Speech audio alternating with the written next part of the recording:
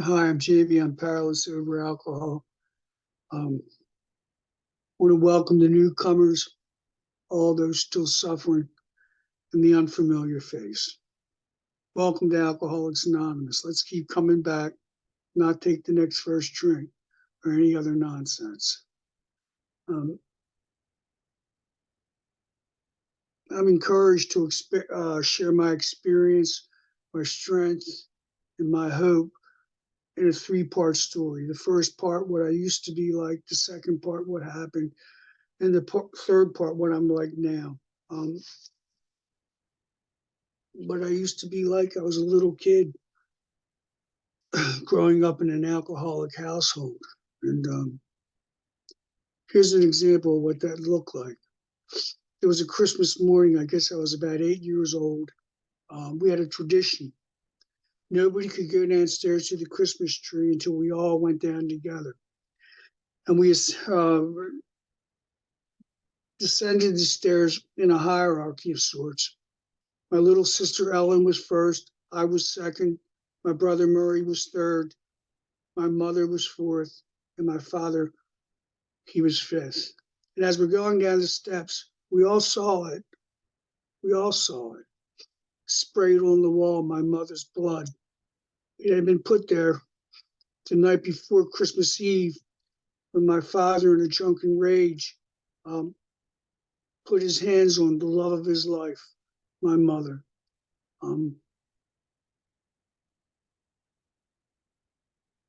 We saw it. I'm sure we digested it, but nothing was said. It was all swept under the rug. And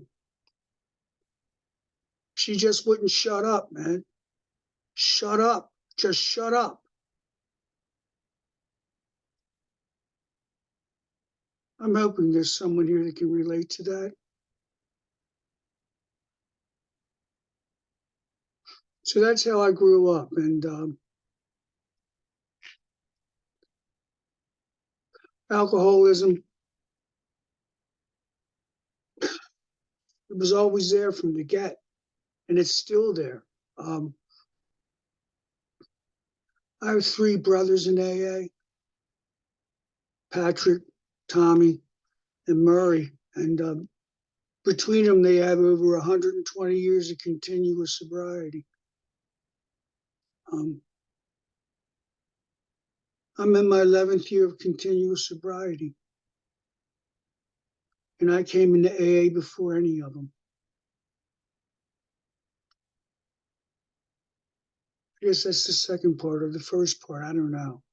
But I'll tell you what happened to me.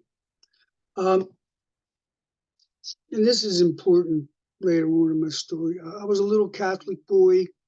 I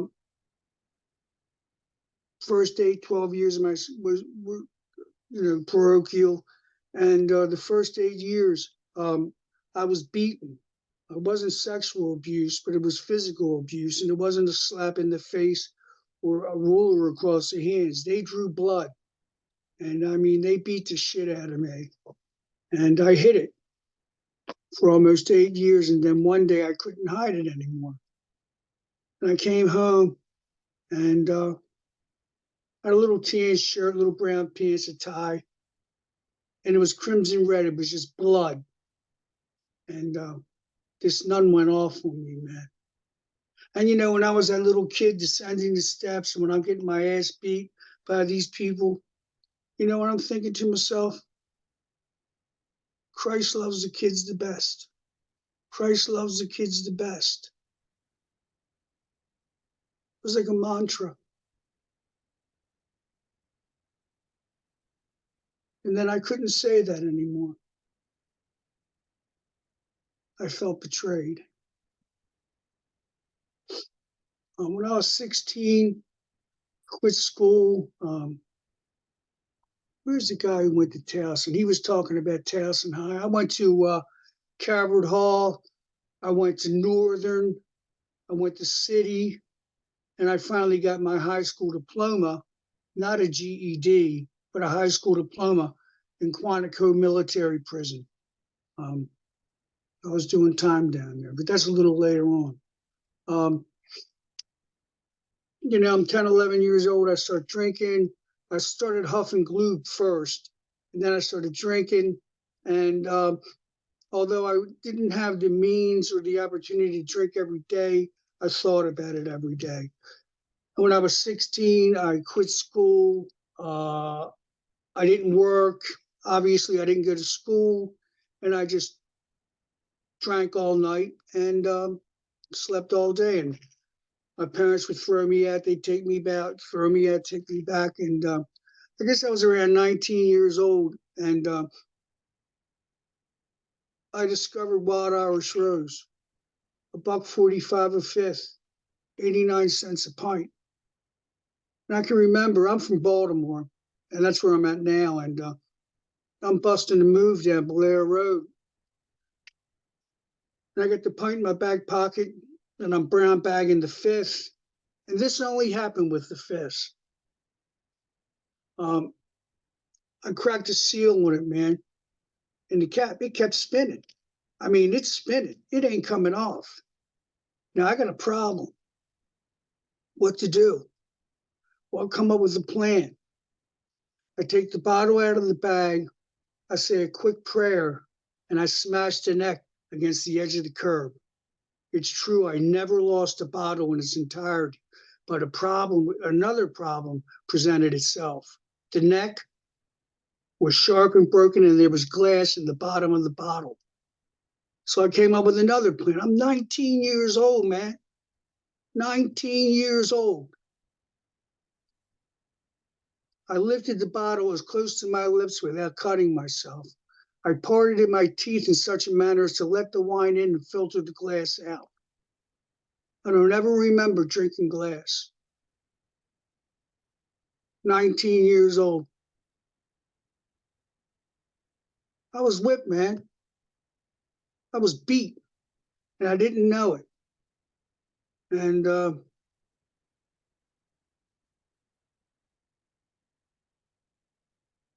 my friends started dying on me, suicides, overdoses. Um, I didn't know that I was an alcoholic, man. I mean, we had alcoholics who had been to AA, but I didn't know what it was. Um, that stereotype everybody has about the guy in the trench coat. Oh, that bum. Well, that was me. I was 19 years old, and all that was missing was a trench coat. And but eventually, I made a geographic move, and I went into the Navy. And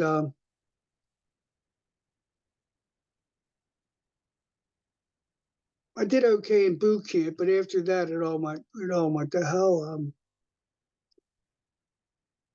Due to my drinking, I was 12 step by the Navy the first time. This was in 19. I was 12 step. I was ordered to go into a detox. I was ordered to take anti-abuse. I was ordered to go to AA meetings. And I did all that. I went to just a few AA meetings, and then I drank on anti-abuse. This was in the warmer months of 1975. That's a pretty long time ago, man. And that's my first introduction to Alcoholics Anonymous. It was in the great Northwest, Washington State. And there were these two trusted sober servants who picked me up outside the dock. We were in the yards, and they took me to my first meeting of AA. And we're driving and driving. And next thing I know, we're on a dirt road. And I'm thinking, what is this about? Next thing I know, we come up to this wooded area, forest, and they stop the car and we get out and start walking. Now we're in the forest. I think these guys are going to kill me. And we came upon a stationary, permanent picnic benches. And there were all these guys standing around there. And most of them were American Indians. And it was an AA meeting. And they were talking about anti-abuse. How not to get sick, don't get, if you're filling up your car, don't breathe in the gas fumes, you'll get sick. Don't drink milk, you'll get sick. You could die, And yeah, that was it. Next meeting I went to, unbeknownst to me, I guess it was the next night, it was a institution commitment. Same two guys, they picked me up and we went into this hospital. Now, I didn't know it was in this, I didn't know.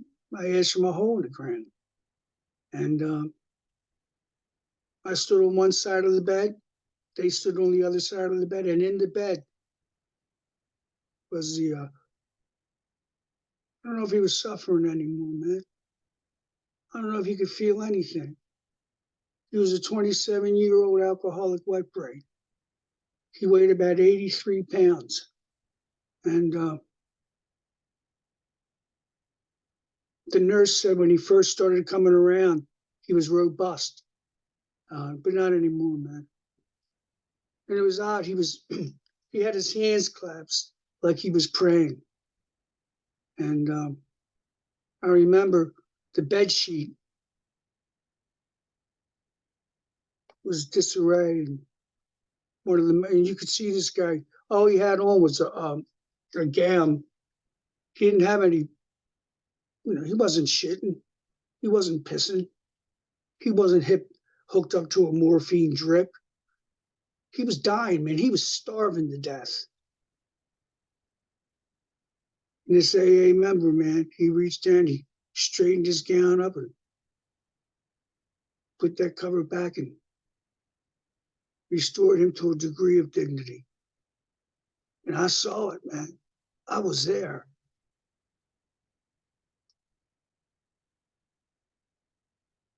Second time, I didn't stick around. That was in 1975. The second time I was 12 stepped into AA was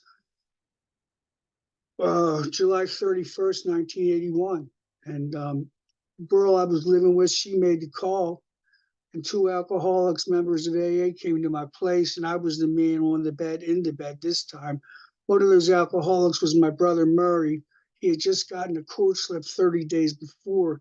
He's currently in his 43rd year of continuous sobriety. And that's when court slips were not popular, man. And he came, and this guy came with him, this guy named Walt. I had never seen this guy before in my life. And it's true, from falling down the previous night and deep into the AM, I can no longer walk. Some good Samaritan picked me up in the gutter at Lock Raven Boulevard and Northern Parkway, gathered me up, putting me in his car, and took me back to my residence. And I don't know what was said, I don't remember, but I must have agreed to go to an AA meeting. So Murray volunteered to go get a pair of crutches, and Walt stayed behind. And he didn't say anything to me, man. I'd never seen this guy before in my life.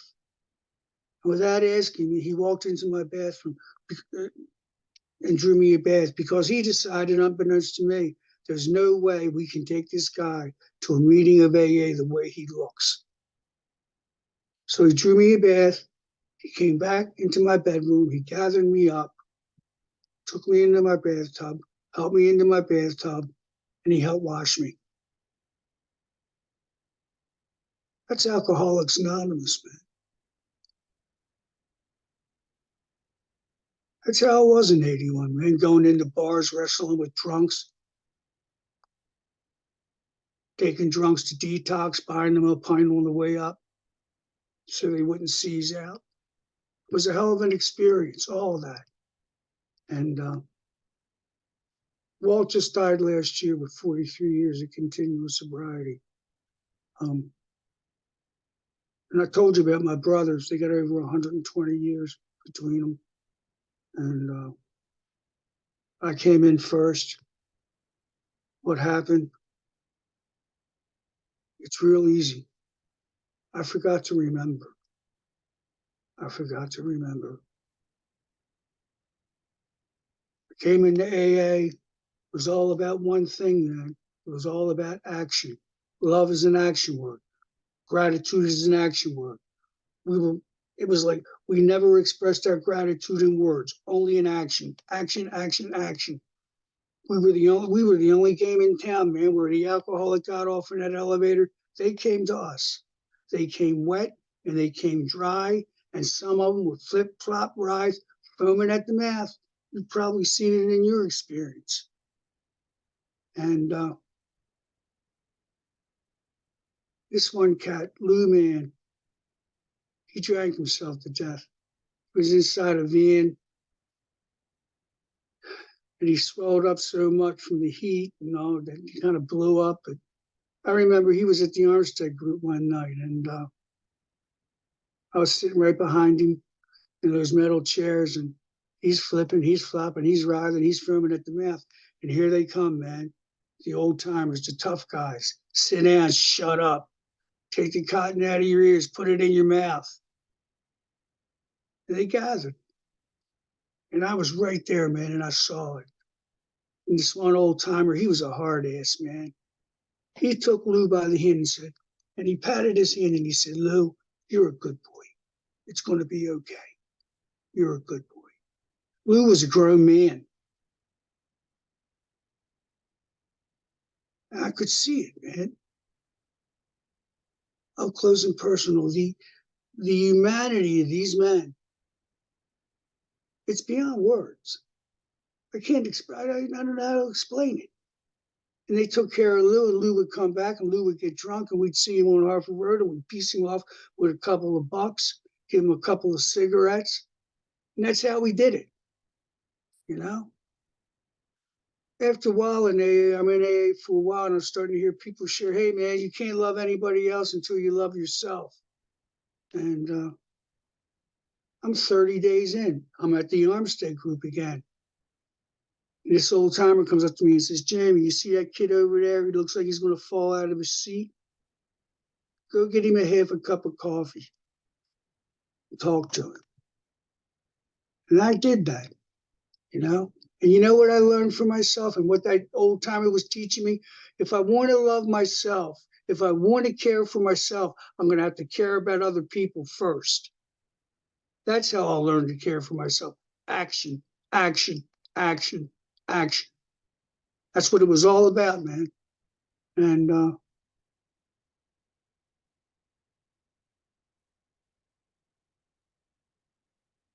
you know, I was a little Catholic kid. You know, Jesus loves the kids the best. And the reason I explained all that, because around my third year of continuous sobriety, I came out of the agnostic atheist closet, and I began to present myself as a radical, militant, existential atheist in the rooms of AA. And I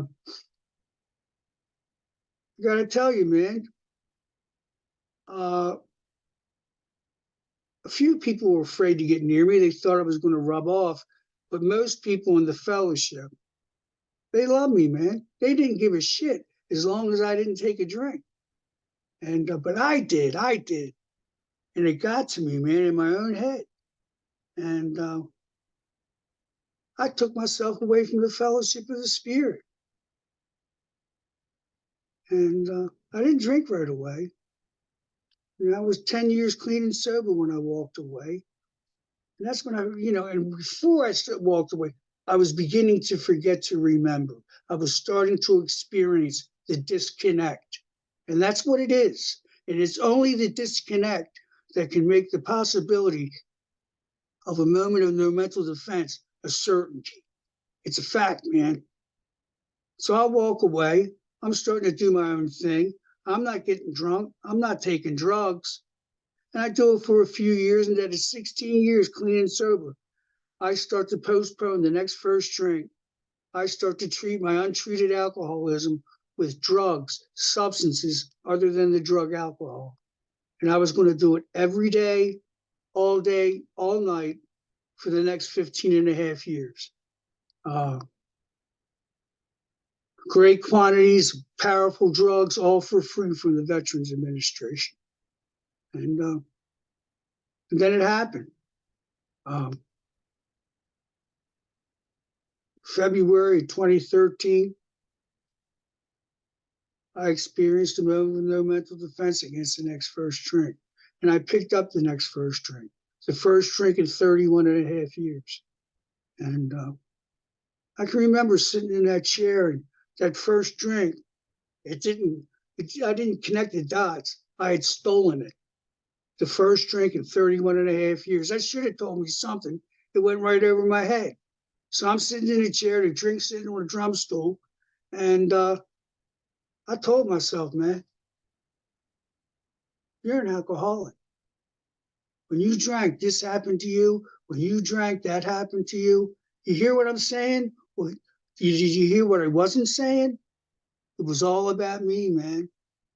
I wasn't thinking about my kids. I wasn't thinking about my family, my friends, the fellowship. And I picked up the next first drink. And before it was fully in me, I knew that our shared disease of alcoholism had lied to me in a voice that sounds exactly like my own. And I got nothing, man. Oh, and this is so weird. I drank every day, all day for the next 5 months. I continued to do all that other stuff, and nothing worked. I mean, nothing worked. Nothing worked. And I can't explain that, man. A head full of AA, a belly full of booze. I had heard about that before, but I never knew it. Now I'm knowing it. And it's like, and I had never been so lonely in my life. And the disconnect, man. And I was no longer connected to the fellowship. I was no longer connected to my family, my friends. I was no longer connected to what might be my better self. And I drank and I couldn't get nothing. And then one more time, I was 12 steps into AA, this time by the woman that I was living with, renting a room from, rather. She found out that I had been in AA and she wasn't having an alcoholic in her house. Now, she didn't say anything about the pills, but because she was taking those too. But she threatened me with the street, and I was 59 then. And I just couldn't do it, man. I just couldn't go to the street again. So I called my brother Patty. He came and took me to a meeting of Alcoholics Anonymous. I was living around the corner from the captain's table, so I could walk down there. And I remember, I don't know, I was in really bad shape, man. I was physically addicted to alcohol. I didn't even know it. 20 days in, I'm going to have grand mal seizure. 40 days in, I'm having grand mal seizures. All protracted withdrawal from alcohol. Okay, not 30 days. It can take up to 180 days. This is a nasty drug, alcohol. It's the nasty of the nasties, man. 180 days it can take. And but I remember 3 days in, I'm sitting there, and they read the anniversaries at some of the meetings there, and they mentioned this kid. He's celebrating 30 years. I got 3 days, and I remember I had 12 stepped him, man. And I was absolutely humiliated. And I don't know what happened, but at the end of that meeting, I was somewhat humbled. And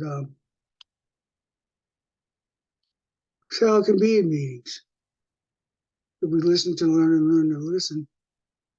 And so, I came back and, I told myself, dude, you're going to do everything completely opposite of what you did.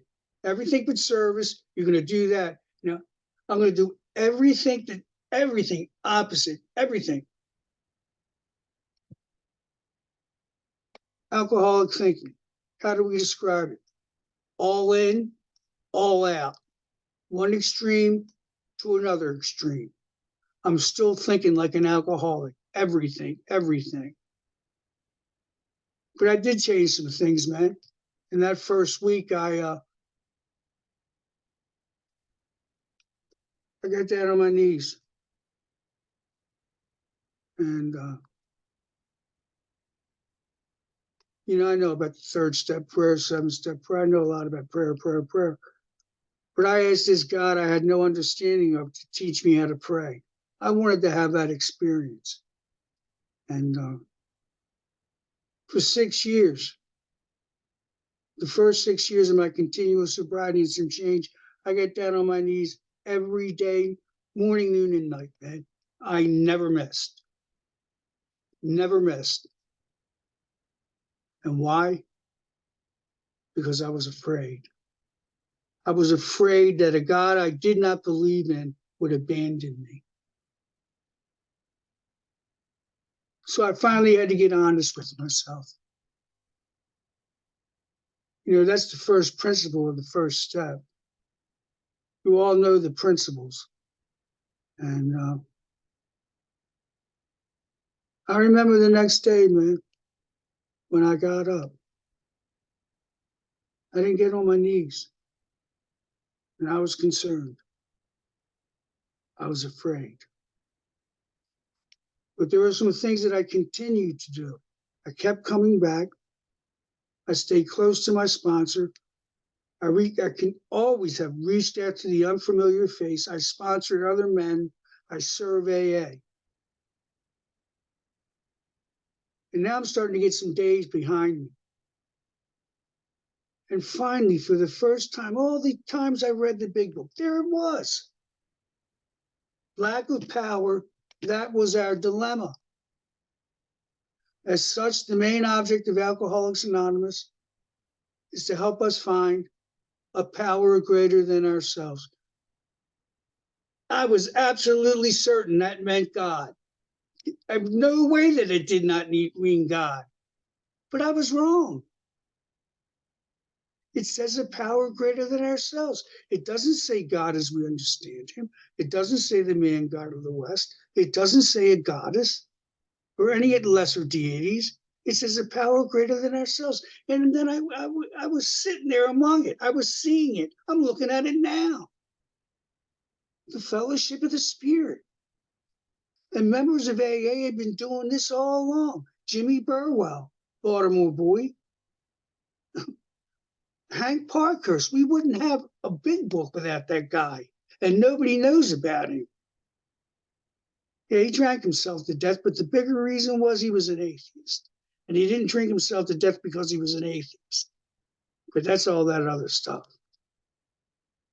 I've been doing pretty good. I got some opinions, precious and cherished, but I'm kicking them to the curb, man. I was a little nervous before I started, thinking about it off and on all day, having to speak. Christ, I got 7 more minutes, I think. And but then I told myself, man, the message, not the messenger. When's the last time we heard that? And when I say that, man, I tear up inside.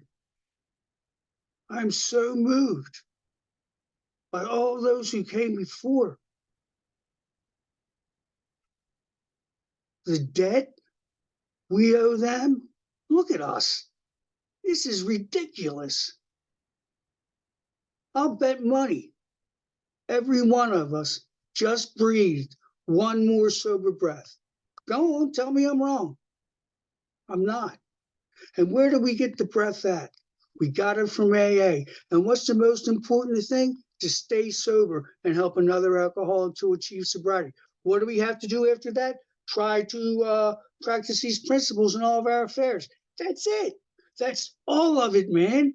And you know what? We can dress it up. And there were times in my recovery experience, I would tear it down because I was hurt, because I felt left out.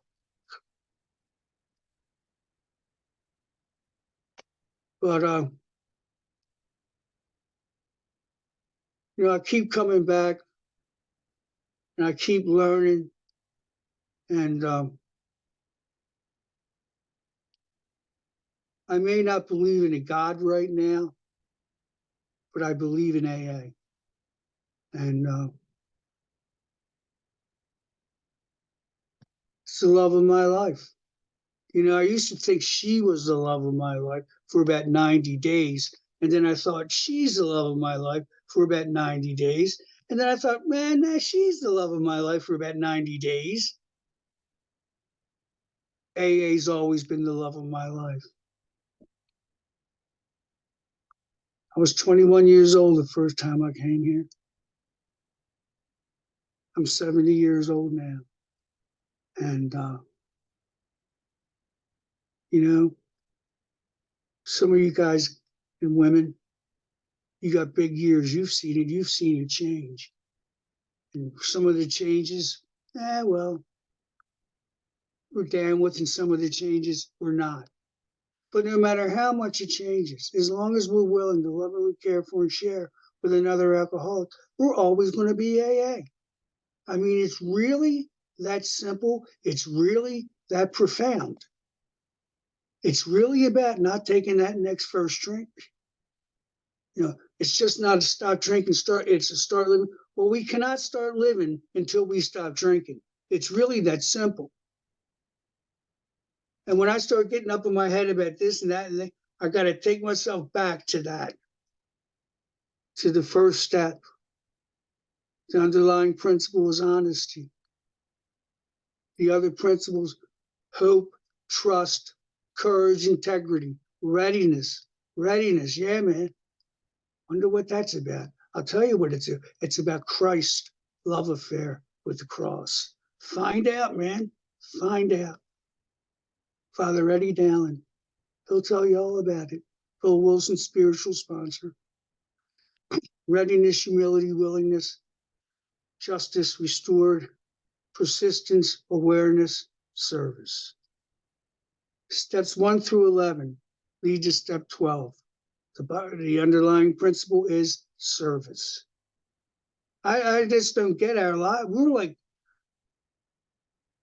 one day all I can do is think about myself and how I'm going to get to the next first drink. I'm going to lie. I'm going to steal. I'm going to cheat. Yeah, I'll tell you how it was. I'm drinking with Jeff, and we're drinking. And I make for sure, man, that Jeff passes out first. He's got to pass out first.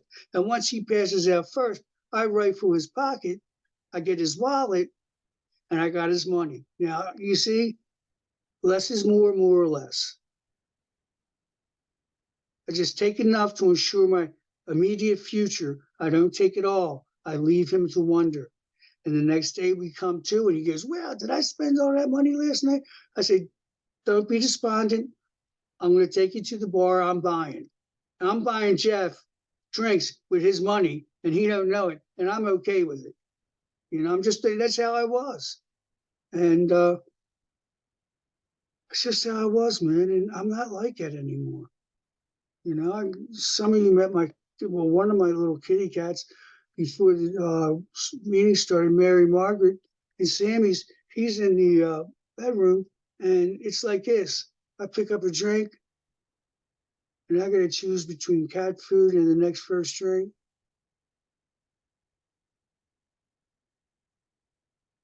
I just want to go for the drink.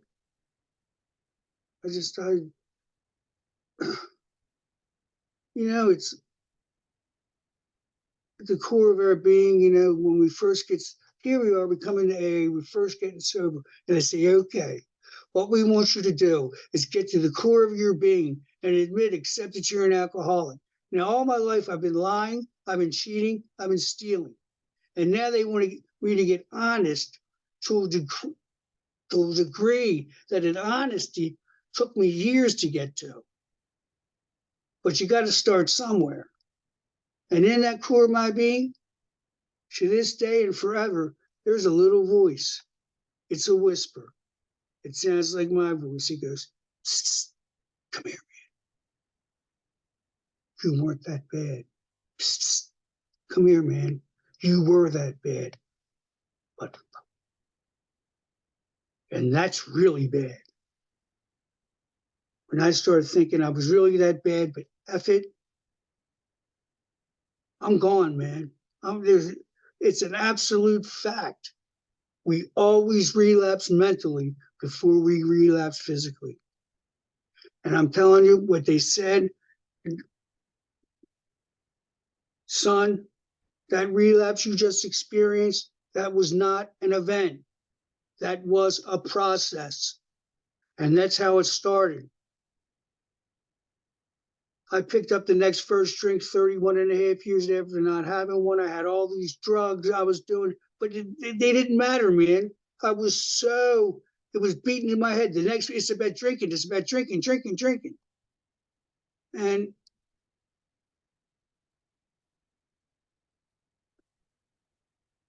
for, I got to tell you, man, probably in the last year, when it comes to alcohol, I'm neutral.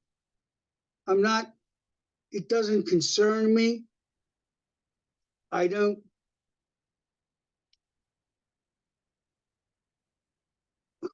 salivate when I see it, but I'll tell you what I do. I think these words: anthrax, strychnine, Zyklon B. It's poison for me. And it took me, these, oh, I've been coming here since I was 20, on and off and all that. And finally, I'm okay, man. I'm like, okay, it's cool, you know? And, I said I was from Baltimore, and I live in this apartment, and I'm looking at my window, and I can see it straight across. There's mixers. That's the gay bar. And now down the street is Starbuds. That's medical marijuana. Okay, and then up the street, there's the Exxon station. That's Dope Central. You good, man? You good, man? You good, man? Yeah, I'm good. And then across the street is Social Liquors. So it's like, you know, and yet I can walk out of my door a free man, you know, and I'll go across the gas station for this or that. Cat will walk up to me, hey man, you good? And I'm like, yeah, man, I'm good. If he only knew how good I am. And I'm not threatened. I'm just not threatened anymore. Um, in the fourth step, we're introduced to the principle for courage. And when I did my fifth step, my sponsor, he shared his courage with me because there was things I didn't want to talk about, but I did. And I mentioned the sixth step. These, what is it, 6, 7? These are the 2 steps that separate the men from the boys. That's attributed to Father Eddie Dowling, Catholic Jesuit priest, Bill Wilson's spiritual sponsor. Ebby Thatcher was his AA sponsor. And we were entirely ready. Readiness, beyond willingness. And in the reading of the soul sponsorship, it ends with Christ love affair with the cross. And it ends right there, man. And it's like I was left to wonder. And then I knew what I had to do. I'll leave you to wonder. And you do what you have to do.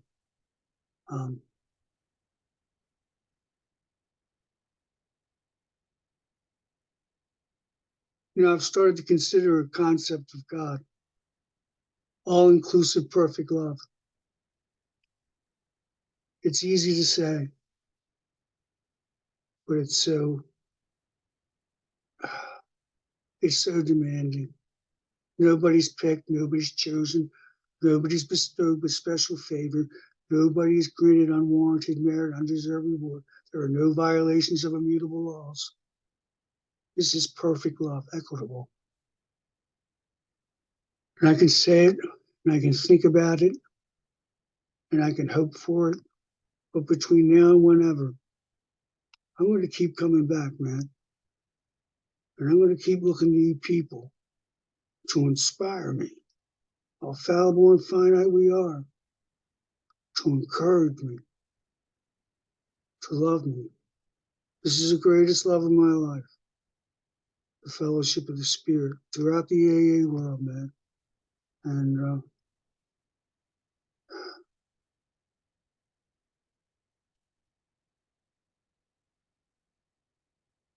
it's beyond words how I feel.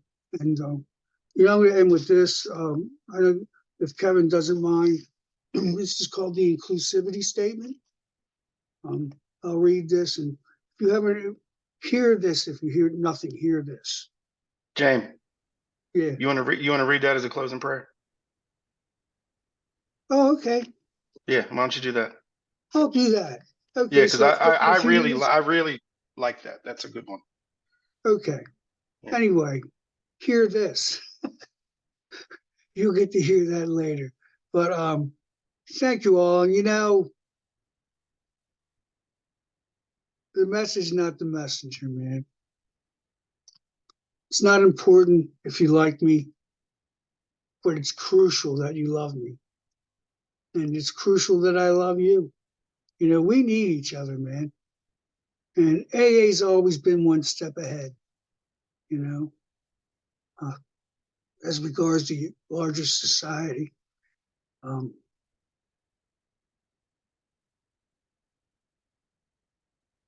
It saved my family, man. You can imagine me, three brothers, our children. Some of them, some of them were fished out of the harbor,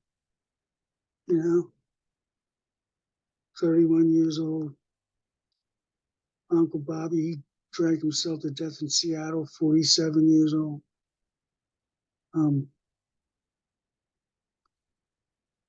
man, I don't know.